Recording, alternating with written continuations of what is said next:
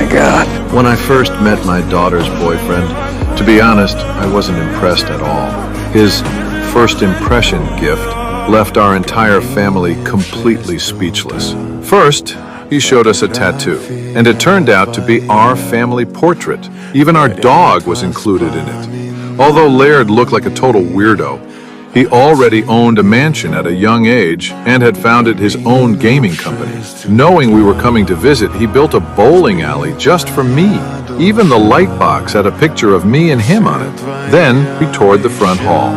He knew my wife loved photography and art, so he carefully selected special art pieces just for her. Even so, I pulled my daughter aside and started criticizing him. Yes! I mean, the moose and, and the language, come on!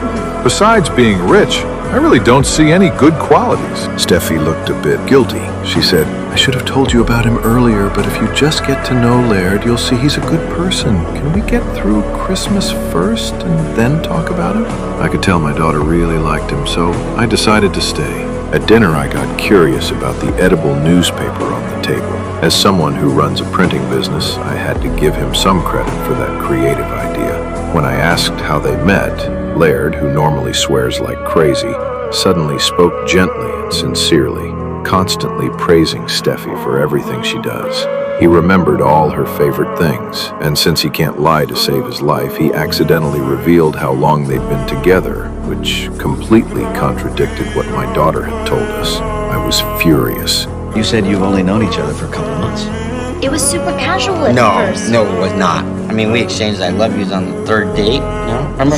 What if we made love in the hot tub at Esalen and Big Sur? Back in the room, I couldn't stop complaining to my wife. Then suddenly there was a knock on the door. Laird stood outside, soaking wet. Turns out, Steffi had kicked him out and told him he had to apologize to me. That's when I finally learned about Laird's past. His father left when he was little, and his mother didn't really raise him properly either, so he never learned how to deal with elders. Hearing all that, I decided to forgive him for now. The next day, Laird brought me to a tent in the woods.